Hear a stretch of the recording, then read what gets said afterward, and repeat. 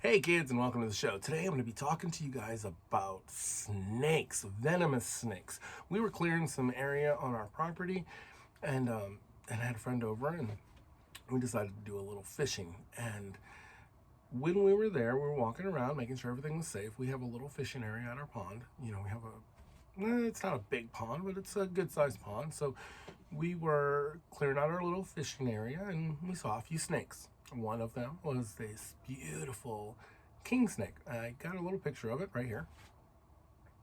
We identified it as being non-venomous. We stepped back and enjoyed it. We had to walk away because we did want to try to pick it up to identify it a little closer, but we had let it slither away before we had gotten back to it. However, that king snake was probably hunting the western pygmy rattlesnake that we found. And it was a smaller rattlesnake. And again, this isn't my kids' play area, so we clear this out. As far as the king snakes and stuff, we will move those to other parts of our property just so that they're out of the way, because we want those. They eat the big snakes, they eat the venomous snakes, they eat the rats, the mice, all kinds of stuff. So snakes are very beneficial. So why are we talking about snakes and venomous snakes? Well, what do we do with that venomous snake? A lot of people get upset because some people think that no snake should be killed. And to a certain extent, I agree with that. A snake in an environment that is their own, yeah, absolutely. Don't just go into an environment and kill a snake. We try to be very conscious of our property. We have a little less than 5 acres, but we care about it. We care about the ecosystem. A friend had said, "Hey, let's throw some catfish in your pond." And the first thing I think about is, you introduce another animal into our ecosystem, and you've got to change things. And sometimes things change for the better, and sometimes things change for the worse. And kids like to swim in that pond. It's a nice little pond, and the fish that are in there don't sting them like a catfish would. So that's another story for another day.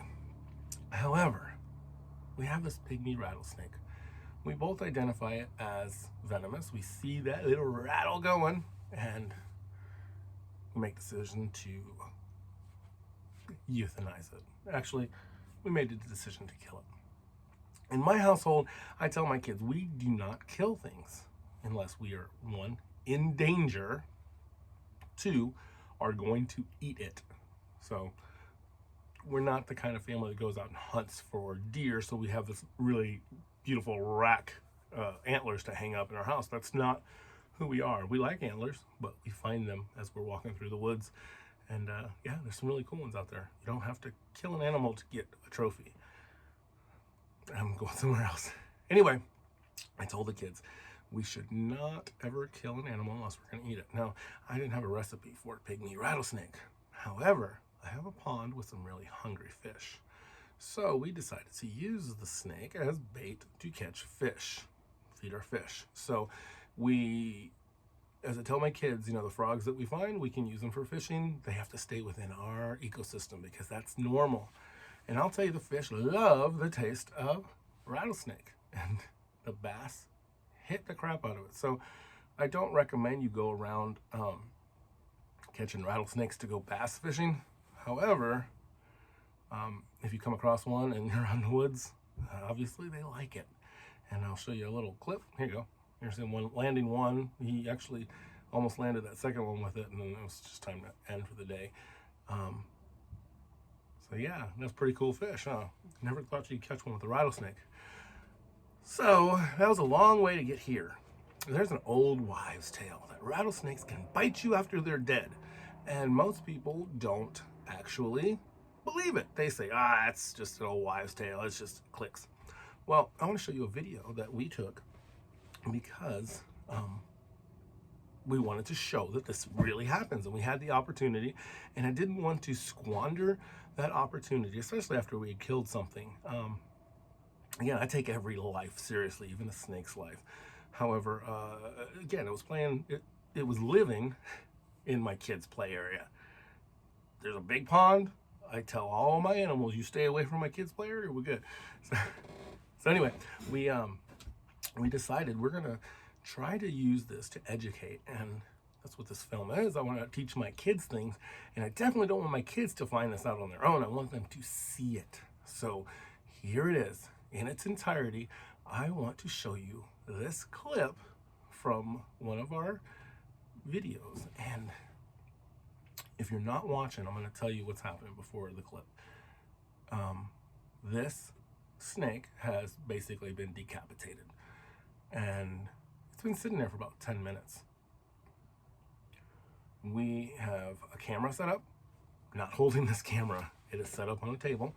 The table is elevated to a safe distance. The gentleman that's actually touching the snake, it's not me, has experience with snakes.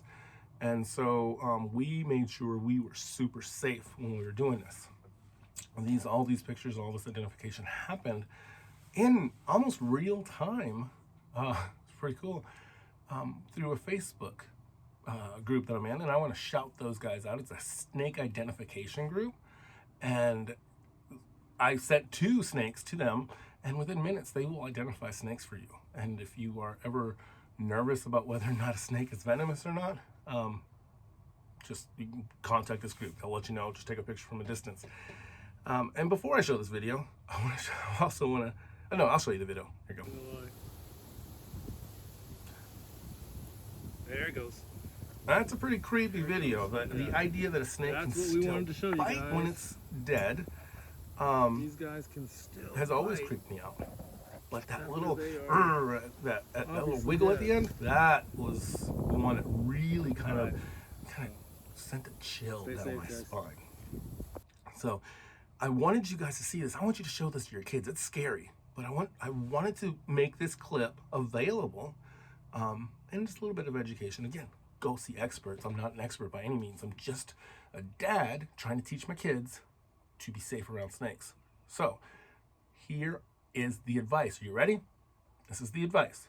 Number 1, every snake is good. They are put here for a purpose, just like us.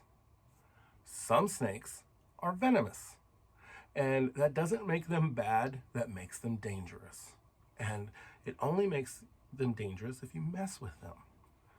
Number 3, a snake not touched is a snake that will never bite you. You don't touch a snake, it won't bite you. Stay away from it. If you don't know if it's venomous, or you do know it's venomous, just stay away from it. Snakes are, unless you can 100% identify it, they can be dangerous, especially for small children. So learn, and I 100% recommend. I've been part of this group for over a year, and now I'm actually starting to say, well, what's this one? I identified this pygmy rattlesnake. Yes, I identified this western pygmy rattlesnake as a timber rattlesnake. And on the group, I learned that the difference really is just their size. So this guy was actually bigger probably than I thought originally, because at first I was like, oh, that's a small timber rattlesnake. But no, it was a good sized pygmy rattlesnake. Either way, they're both venomous.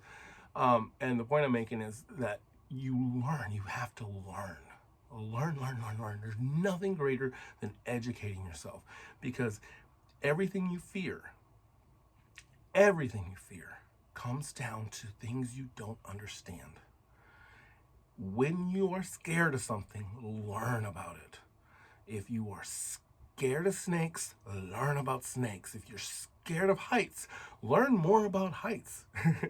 I know it's kind of weird. I don't know how to do that, but if you can figure that out, let me know in the comments, because I'm still working on being scared of heights. Learn. That's it. Just learn. And I hope that this video is one that will spark an interest in learning more. There's so much to know about snakes. So much to know. And I don't even want to tell you how to identify them in this video, because some people will say it's their eyes, some people say it's the shape of their head, some people say, and non-venomous snakes can make themselves look like venomous snakes and vice versa. So I'm not a snake expert. There are people out there that are, and there are people out there that want to help you. And again, I'm going to link that Facebook group in the description so you guys can check that out, because man, I've learned a lot. So we are going to be doing a few more of these kind of videos. My kids are doing scouts now, so as we are teaching them things, hopefully we will have some great demonstrations, and like this one that's just kind of popped up. And I thank my friend for being here. If my friend wasn't here, it would have not been videotaped, because I'm a little more nervous around snakes than he is. And you know, that's why you have to surround yourself by people that have different gifts and talents, because by ourselves, or by himself, he probably would have gotten bit. By myself, I wouldn't have touched it. Together, as true soldiers should do, because he is a vet, we made something great. So I think we did. I hope this video is one of your favorites, and it's definitely one of mine. And I hope that you guys will be safe and learn something new. And until next time, work hard, be kind, and have fun.